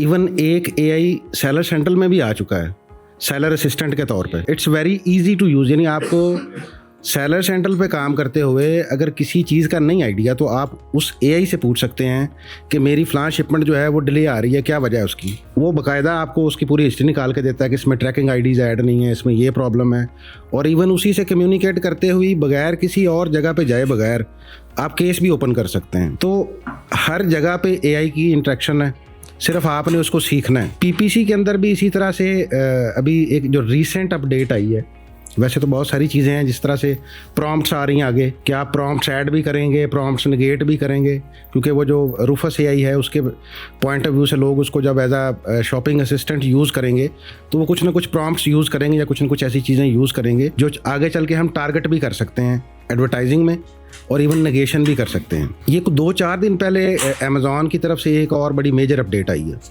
वो ये है कि उन्होंने अपना जो एडवर्टाइजिंग एपीआई है वो क्लाउड के साथ लिंक कर दिया। ठीक है, अब अगर आप उसको थोड़ा समझ लें, मैंने अभी इसको डिटेल्स उस तरह से पढ़ा नहीं है, मैंने बस उसके कुछ वीडियोस वगैरह देखी थी। उसके अंदर यह है कि आपको सेलर सेंट्रल पे जाए बगैर सिर्फ क्लाउड की अगर आपकी उसकी इंटीग्रेशन है, तो वहाँ पे जस्ट विद फ्यू प्रॉम्प्ट्स आप अपनी पीपीसी मैनेज भी कर सकते हैं, आप अपनी पीपीसी ऑप्टिमाइज भी कर सकते हैं, इवन उसका एनालिसिस भी कर सकते हैं। राइट। तो वो हमें कई दफ़ा ये होता है कि अमेज़ॉन पे काम करते हुए रिपोर्ट्स डाउनलोड करनी है, डेटा एनालिसिस करना है, उसके हिसाब से डिसीजन लेने हैं, अब वो विद फ्यू प्रॉम्प्ट्स हो जाएगा। तो अब ये देखें, ये जितनी भी अपडेट्स आ रही हैं, ये एआई रिप्लेसमेंट का वो जो एक थिंकिंग है, ये वो नहीं है। अगर आप क्लाउड सीख लेते हैं, अगर आप उस सिस्टम को सीख लेते हैं, तो आगे चल के ये सारा एआई पे शिफ्ट होने जा रहा है। सही। तो बेहतर है कि आप उस स्किल को सीखें ताकि आपको कोई रिप्लेस ना कर सके। Make sense. एक तो पहले बड़ा ज़बरदस्त क्वेश्चन है कि ये सीख कहाँ से सकते हैं, ये बड़ा ज़बरदस्त क्वेश्चन है एक्चुअली कि एआई सीख कहाँ से सकते हैं। अच्छा, इसकी ना एक मैं ज़बरदस्त आपको एक और चीज़ बताता हूँ। बैक इन द डे एक कंसेप्ट होता है शॉपिफाई के ऊपर, मैं एग्जांपल के तौर पे आपको एक प्लेटफॉर्म बताया। शॉपिफाई में एक कंसेप्ट है शॉपिफाई लिक्विड का। शॉपिफाई लिक्विड जनरली लोगों को पता ही नहीं होता कि होता क्या है। उसकी वजह बताता हूँ क्यों नहीं पता होता। Shopify liquid basically means working in the code of Shopify. हर बंदा फ्रंट एंड पे काम कर लेता है, बैक एंड पे कोड्स पे कोई बंदा काम नहीं कर सकता। ठीक है, सो अब ये मुझे एक बड़ा चैलेंज फेस होता है कि जब मैं टॉप के ब्रांड्स के साथ कंपीट करता हूँ जनरली, तो उन लोगों ने 10-10, 15-15 हज़ार डॉलर के कोडिंग एक्सपर्ट्स रखे हुए हैं, और वो लोग तो रेगुलरली उस तरह कोडिंग एक्सपर्ट बन के काम कर लेते हैं। सीखा यहाँ से जा सकता है कि on my daily basis if I work let's say 4 hours to 6 hours for myself on businesses, आप भी इसी तरीके से अपनी डेली लाइफ में 7-8 hours एंगेज करते होंगे। I'm gonna fail 110%। मैं जब भी किसी शॉपिफाई के कोड्स में काम करता हूँ, मैं कोडिंग एक्सपर्ट नहीं हूँ, ना ही मेरी सॉफ्टवेयर डेवलपमेंट फील्ड है। मैं खुद आपकी तरह जो है सीए की फील्ड को कंटिन्यू किया, इंटर किया, और वहाँ पे ब्रेक लगा के फिर प्रोफेशनल साइड को कंटिन्यू किया। मैं डेली बेसिस पे हंड्रेड्स ऑफ कोड्स लिखता हूँ, शॉपिफाई लिक्विड के ऊपर, और उन 100 में से आप समझ लें 99% गलत होते हैं, 1% सही होते हैं, बट वो 1% जो सही होते हैं उन्हें मैं लिख लेता हूं अपने पास। अब फ्यूचर के अंदर कभी मुझे वो कोड दोबारा लिखना, आई नेवर फॉरगेट। इस तरह मैं अपनी लर्निंग को इंप्रूव करता हूं। Obviously it take most time, तो इसमें यू गोना फेल फर्स्ट, लेकिन eventually you gonna learn a lot. ये आपके सवाल का जवाब है। मैं जनरल क्वेश्चन का आंसर करता हूं कि सर एक एआई एजेंट फॉर एग्जांपल, ठीक है, बनाने में कितना टाइम लगता है मैं थोड़ी देर में आपको बताता हूं, लेकिन आप एक ह्यूमन एजेंट की बात मेरे साथ करें।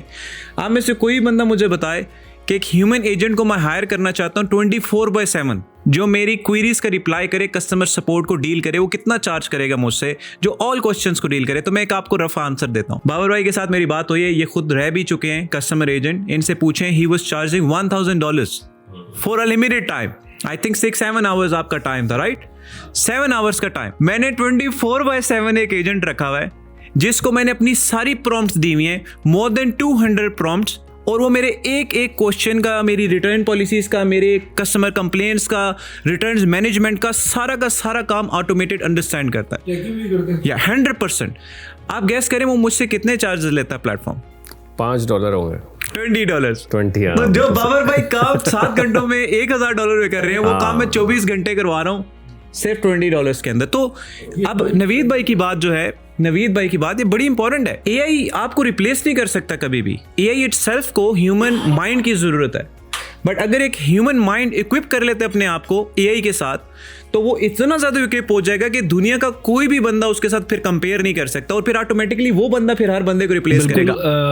नवीद साहब, असीब, दोनों की बात से मैं एग्री करता हूँ। सबसे सर जो हमारे पास ऑडियंस आती है वो बड़े यंग बच्चे भी होते हैं, जिन्हें लाइक सीवी का नहीं पता, कम्युनिकेशन का नहीं पता, आपको क्लाइंट को प्रेजेंट कैसे करना है, बहुत सारी चीज़ में। उसमें सर इसकी learning like chat GPT, cloud के हम स्टूडेंट्स को बताते हैं कि लिंक्डइन पूरा, अब मेरा पूरा लिंक्डइन एक एआई हैंडल कर रहा है, मैं करता ही नहीं। तो सारा ऑटोमेट है, उसमें पूरे महीने की पोस्टें खुद ही लगानी। यही चीज़ हम उनमें डेवलप है, किस तरह आप एक एज ए फ्रीलांस अगर आप आ रहे हैं तो अपने आप को किस तरह आप वैल्यू किस तरह ऐड करेंगे चैट जीपीटी के थ्रू। अब उसमें एक बड़ा कॉमन सॉफ्टवेयर जो फ़ोन के अंदर होता है, परप्लेक्सिटी है, वो आप यूज़ कर लें। वो आपको इवन मैं अगर उससे भी क्वेश्चन करूँ कि मेरा कुछ खाने को दिल चाह रहा हूँ, मुझे यहाँ के सारे रेस्टोरेंट्स बता देगा। तो ये अडॉप्ट करना बहुत ज़रूरी है सर। फ्यूचर में आप इसके बगैर सर्वाइव नहीं कर सकते, ये आपको रिप्लेस नहीं कर सकता, लेकिन वही जिसको जितना अच्छा काम इस पे आएगा, किसी भी उस पर है, चाहे एआई जनरेटिव है, चाहे कोई भी टाइप है, तो आपको काम आएगा, तो फिर आप डेफिनेटली एक वैल्यू ऐड कर रहे हैं। और एक वो बंदा जो जेनेरिक है उसको डेफिनेटली वो बंदा रिप्लेस कर लेगा जिसको एआई पे थोड़ा सा भी काम आता है या वो स्मार्टली उसके ऊपर काम कर रहे हैं। सो ईबे की बात जैसे हम कर रहे थे, आप ईबे को देखती हैं काफ़ी चीज़ों को, तो ईबे में क्या कोई, जैसे हमने कहा अमेज़ॉन पे बहुत ज़्यादा एआई यूज़ हो रही है और डिफरेंट जैसे एजेंट्स रखे जा रहे हैं, तो ईबे के लिए क्या चीज़ जो है वो यूज़ हो रही है? सर कुछ टाइम पहले तक जब हमने डिस्क्रिप्शन बनानी होती थी ना, और सारा डाटा हम रेडी करते थे एक लिस्टिंग का, तो हम जो है ना वो लाइक पहले पूरी एक फाइल रेडी करनी है, फिर उस पर ही हमने उसकी इंग्रेडिएंट्स, प्रोडक्ट कीवर्ड्स निकालने हैं। अगर प्रोडक्ट की डिस्क्रिप्शन में हमने उसके इंग्रेडिएंट्स अलग से ऐड करने हैं, उसकी जो क्वालिटीज़ हैं प्रोडक्ट की वो अलग से ऐड करनी है। बट ईबे पे भी इतना आसान कर दिया है एआई ने सारा सिस्टम कि हम इजीली जो है एक अच्छा टाइटल जनरेट करा सकते हैं। जब हम लिस्टिंग करते हैं तो हमें उस पर जो है ना ज़्यादा खुद से वर्किंग करनी नहीं पड़ती है। और चीज़ें सर इमेज, सर वो तो हम वो भी करा सकते हैं, लाइक जैसे पहले हमें बैकग्राउंड वगैरह चेंज करना पड़ता था या प्रोडक्ट को थोड़ा बहुत कुछ ना कुछ एडिशनली उसमें ऐड करना है तो हमें खुद करना पड़ता था फोटोशॉप के थ्रू या इलिस्ट्रेटर के थ्रू। तो वो अब चैट जीपीटी ने, एआई ने बहुत ज़्यादा काम जो है ये ईजी कर दिया है। और सेकेंडली सर डिस्क्रिप्शन जब हम बनाते हैं ना ड्यूरिंग लिस्टिंग, तो हमें उसने ऑटोमेटिकली ऐड कर दिए नीचे एआई कि यूज़ एआई डिस्क्रिप्शन। तो हमने एक सिंपल क्लिक करना है उस पर और उसने हमें सारी डिस्क्रिप्शन बना के दे देनी है। तो ईबे पे भी सर ये बहुत ज़्यादा हेल्प कर रहा है। सही जी। टिकटॉक शॉप की बड़ी धूम है, लोग इस पे बड़ा, एक प्रोडक्ट ही वायरल हो जाए तो वो पता नहीं वीडियो जो है आपके बहुत हज़ारों डॉलर्स की सेल ले आती है। आपके ख्याल में टिकटॉक पे एआई का जो यूटिलाइजेशन है वो कैसी है? क्योंकि हमें तो सुना है कि उसकी जो कस्टमर सपोर्ट है वो सबसे ज़्यादा वर्स्ट है as compare to Amazon, eBay या कुछ भी। अच्छा, इसमें टिकटॉक शॉप की अगर बात की जाए, अभी रिसेंटली 2 दिन पहले मैं क्लास पढ़ा रहा था, एआई से रिलेटेड अगर बात की जाए तो प्रोडक्ट हंटिंग कर रहे थे हम कि ट्रेंडिंग प्रोडक्ट्स कैसे हम फाइंड करें ना। अब जैसे रमज़ान की बात हो रही थी, अभी मैं वो कर ही रहा था कि मैंने बताया कि अभी रमज़ान आ रहा है तो हमने वो ChatGPT को दिया कि रमज़ान आ रहा है कि what we can sell in UK और USA व्हाटएवर, तो उसने वो बताया कि ये प्रोडक्ट्स हैं, यू कैन सेल दीज। और वही सेम टाइम पे वो स्टूडेंट बैठा था UK में, उसने बताया कि सर ये मैंने अभी देखा है कोई इन्फ्लुएंसर ना कोई डिजिटल तस्बीह, जायनमाज, डिजिटल कुरान पाक और डेट्स, ये इसका गिफ्ट पैक बना के और इन्फ्लुएंसर उसकी मार्केटिंग कर रहा है कि रमज़ान के लिए मैं अपने मुस्लिम जो ब्रदर्स हैं उनको मैं गिफ्ट करूंगा। और वो लिटरली 1 मिलियन व्यूज़ थे उस वीडियोस के ऊपर और बाइंग अलग से थी। ChatGPT ने बता दिया कि you can sell as a Ramzan के अंदर आप क्या बेच सकते हैं, उसने ये भी बताया। और साथ में सेम टाइम पे कंफर्मेशन भी आ गई कि ये प्रोडक्ट ऑलरेडी लॉन्च भी हो चुकी है, गिफ्ट पैक बनाया डिफरेंट प्रोडक्ट्स का और वो बेचने जा रहे हैं।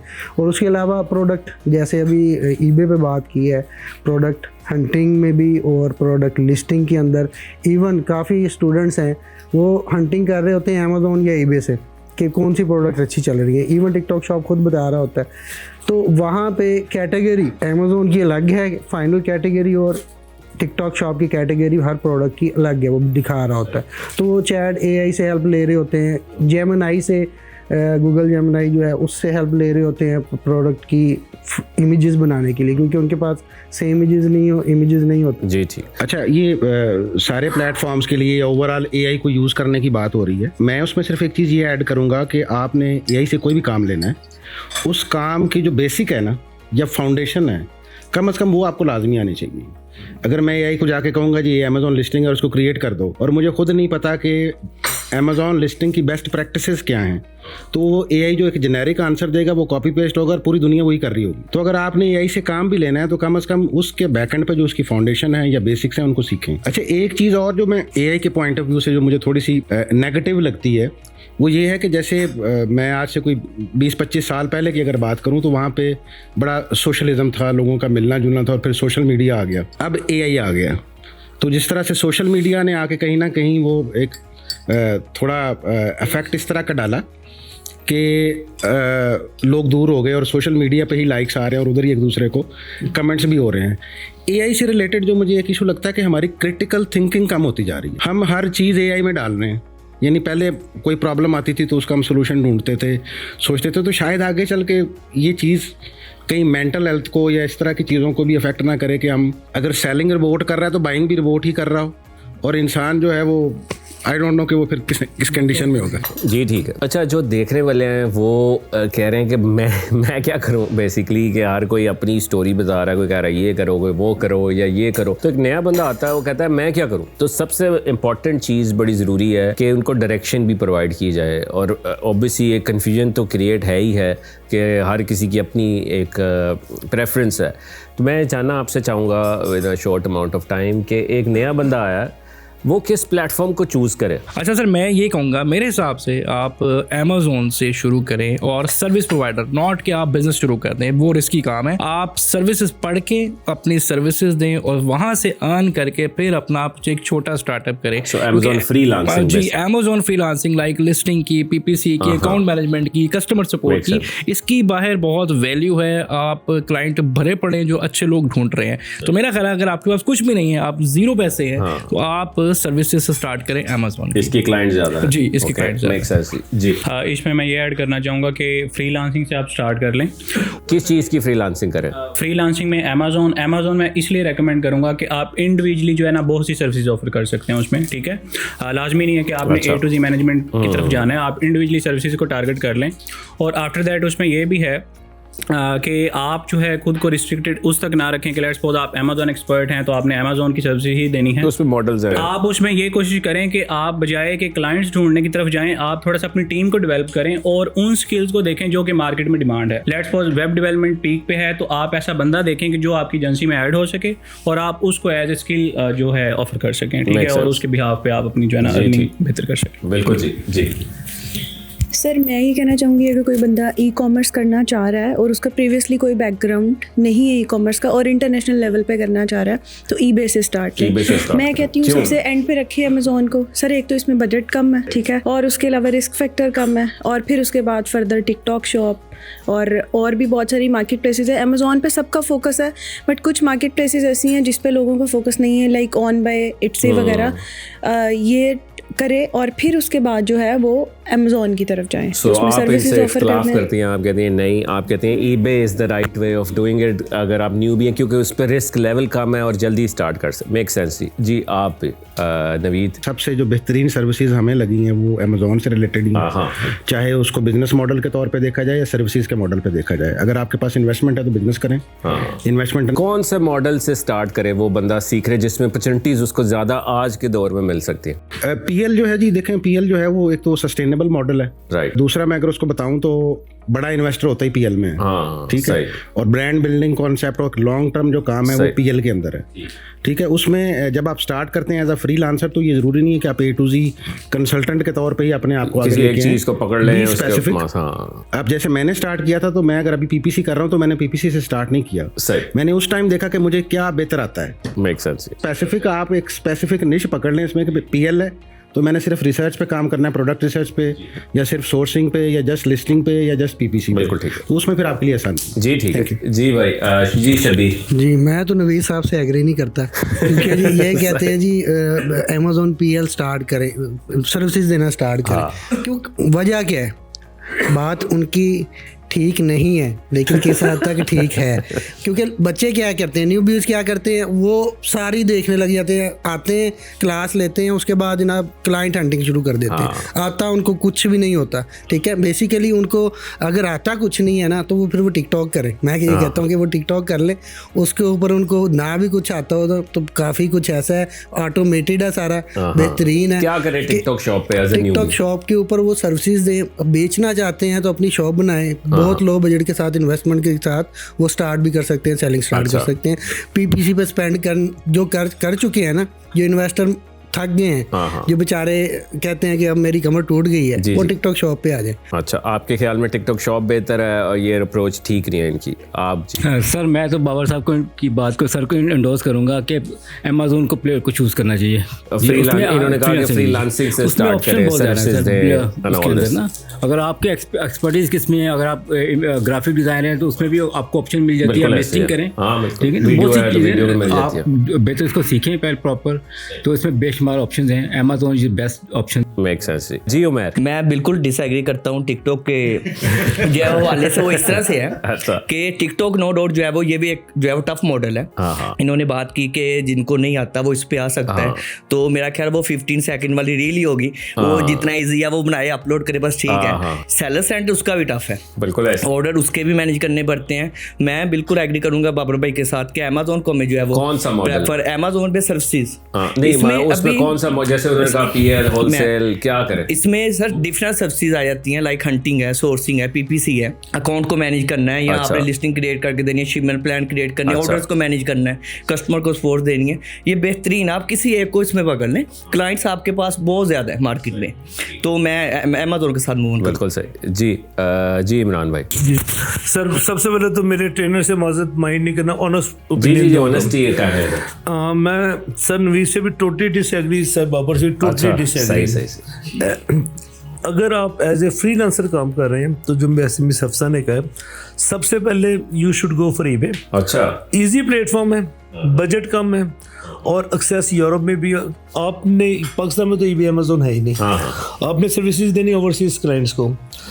eBay इतना इजी है और अमेज़न इंतहाई मुश्किल है, तो आपकी रिप्यूट जो है खराब होती है एज ए फ्रीलांसर। आपकी गुडविल गई तो आपको तो कोई नहीं, जमहूरियत है, हम आपकी कदर करते हैं, आपकी ओपिनियन की। eBay से स्टार्ट करें, सही, कुछ पैसे अर्न करें और अपनी टिकटॉक की शॉप बनाएं। अच्छा, बहुत इजी है। और फिर तीसरे नंबर पे कोई और करे, एंड पे जाके अमेज़न, जब when you can afford when you are pro and all this. ठीक है जी। एहतशाम? जी सर, मेरा आंसर सबसे डिफरेंट है। मैं ये समझता हूँ कि सोशल मीडिया मार्केटिंग की स्किल जो है ना वो सर सीखनी चाहिए। यस, आपको सारे प्लेटफॉर्म्स को ओवरव्यू होना चाहिए, जितने भी हैं उनको किस तरीके से यूज़ किया जा सकता है और कौन से बिजनेस के लिए कौन So से आप प्लेटफॉर्म कह रहे डिजिटल मार्केटिंग सीखे सबसे पहले, बिकॉज आप बेचना सीखे पहले, पता हो SEO, गूगल एड, ये सब डिजिटल मार्केटिंग के अम्ब्रेला में आते हैं, एफिलिएट वगैरह, but social media marketing is I think make sense. Okay, kind of agree on this. जी. अच्छा सर, मैं जितने भी लोगों ने भी बात की है, ये सुन के तो ये लग रहा है कि अमेज़न जो है वो इस वक्त आखिरी रामगाह, जो आप अक्सर कहा करते हैं कि आखिरी रामगाह जो है वो अमेज़न है, बाकी जो है वो ठीक है. सर उसमें देखें, मैं सपोर्ट करूंगा अमेज़न को इस वजह से कि अमेज़न प्राइवेट लेबल का जो मॉडल है वो ही एक स्केलेबल सस्टेनेबल जो है वो बिजनेस मॉडल है जिस पे आप काम कर सकते हैं. आइदर पैसे हैं तो सर्विस, पैसे हैं तो अपनी सेलिंग करें, अगर पैसे नहीं हैं तो सर्विसेज दें. सर्विसेज में ये ना करें आप कि जी मैं सारी सर्विसेज दे दूंगा, कोई एक चीज़ ले लें कि जी मैं लिस्टिंग ऑप्टिमाइज कर दूंगा, मैं लिस्टिंग क्रिएट कर दूंगा, मैं कीवर्ड रिसर्च कर दूंगा, कोई किसी एक पे अपना स्केल जो है वो. आजकल मैं एक नई चीज़ जो है वो मैंने अभी कुछ स्टूडेंट्स के साथ डिस्कशन पे मैंने देखी है, वो ये है कि अमेज़न पे जितने एरर्स आ रहे हैं उनको कॉन्फ़िगर कैसे करना है. और आप यकीन करें, मैंने लिंक्डइन पे देखा है $300 चार्ज कर रहे हैं एक एरर को रेक्टिफाई करने का, विच इज लाइक 8541, जैसे वो उस दिन हमने वो किया. $300 5 मिनट का काम है, $300. नहीं, जो अक्सर आ जाते हैं कि आप ट्रेडमार्क का इशू आ जाता है कभी कुछ भी. जी, तो अमेज़न जो मेरा जो वोट है वो अमेज़न प्राइवेट लेबल की सेलिंग और सर्विसेज दोनों. जी आखिरी जी, उन्होंने कहा भाई अमेज़न की सर्विसेज दे, इन्होंने कहा लिस्टिंग की सर्विसेज दे, इन्होंने कहा ईबे की सर्विसेज दे. मैं 2020 से अमेज़न PL होलसेल दोनों पे काम कर रहा हूँ. 2023 में मैंने टिकटॉक शॉप पे भी काम किया. 2022 से मैं शॉपिफाई पे काम कर रहा हूँ. और मजे की बात है, सिर्फ काम नहीं किया, मैंने 3 मॉडल्स में ट्रेनिंग्स भी की हैं. तो आपका सवाल है न्यूबी के लिए सबसे बेहतर कौन सा है, ठीक है. मेन क्वेश्चन इज न्यूबी के लिए सबसे बेहतर कौन सा है. आपका ईबे का अकाउंट बन जाता है, एक न्यूबी अगर उसको सस्पेंड करवा लेता है, क्या वो दोबारा अकाउंट बना सकता है? नहीं. अमेज़न का अकाउंट एक दफा बनाने के लिए आपको 5 दिन का टाइम चाहिए. सस्पेंड हो जाता है, दोबारा बना सकते हैं? नहीं. न्यूबी आता है, आपने कहा लिस्टिंग के एरर्स रिजॉल्व करे, प्रैक्टिस कैसे करेगा उसकी, सीखेगा कैसे? आपने कहा PPC करे, सीखेगा कैसे PPC के ऊपर? वो सिर्फ थ्योरेटिकल काम सीख के तो नहीं अपनी सर्विसेज दे सकता ना. शॉपिफाई का अकाउंट बनाने के अंदर 10 सेकंड लगते हैं, 10 सेकंड. और एक ईमेल के ऊपर आप अप टू 10 अकाउंट्स बना सकते हैं, और आप फिर हजारों ईमेल्स यूज कर सकते हैं, उन पे 10 अकाउंट्स बना सकते हैं, लाखों अकाउंट्स बना सकते हैं. ठीक है, सबसे पहली चीज. दूसरी चीज ये है कि एक बहुत ही लेस कैपिटल से स्टार्ट होने वाला मॉडल है. $1 से आप 3 महीने तक उसका प्लान देते हैं.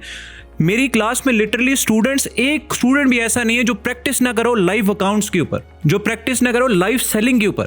ऐसा मॉडल जिसमें आप खुद सीखते हैं, लाइव खुद काम करके हाथों से, हैंड्स ऑन, ऐसा आई थिंक आप में से किसी का भी बिजनेस मॉडल नहीं है. That's why I am gonna recommend कि शुरू में आप लाजमी शॉपिफाई करें, बट इसका हरगिज मतलब ये नहीं है कि आप लॉन्ग रन में अमेज़न को प्रेफर ना करें, ईबे को ना करें, टिकटॉक शॉप को ना करें. That's my answer. सो बहुत शुक्रिया आप सबका, इसमें आपने ओपिनियन दी. मेरी ओपिनियन ये होगी कि स्टार्ट विद वन प्लेटफॉर्म, लेकिन sale on everywhere. Basically this is how I see as an omni channel approach. अगर आप अमेरिका को चूज़ करते हैं तो आपकी प्रोडक्ट अगर एक जगह स्टोर है अमेज़न पे, तो वो आप शॉपिफाई पे भी सेल कर रहे हो, ईबे पे भी सेल कर रहे हो, टिकटॉक शॉप पे भी सेल कर रहे हो, एटसी पे भी, वॉलमार्ट पे भी. मीन्स के आपकी एक ही LLC कंपनी बनी है या लिमिटेड कंपनी बनी है, उसके अगेंस्ट आप वही अकाउंट्स हर जगह ओपन कर सकते हैं. और आपने मार्केटिंग नहीं करनी किसी जगह पर. ये नहीं है कि इतने पैसे हर जगह लग रहे हैं. एक ऑर्गेनिक ऑर्डर्स भी आ सकते हैं, और एक जगह से, जिसको कहते हैं MCF, which means multi channel fulfilment. तो ईबे से भी ऑर्डर ले रहे हैं, एटसी से भी ले रहे हैं, वॉलमार्ट से भी, शॉपिफाई से भी, और अमेज़न से भी. This is the approach I usually use for myself, but I kind of agree के start with small and then start learning more and more. So I hope this was helpful.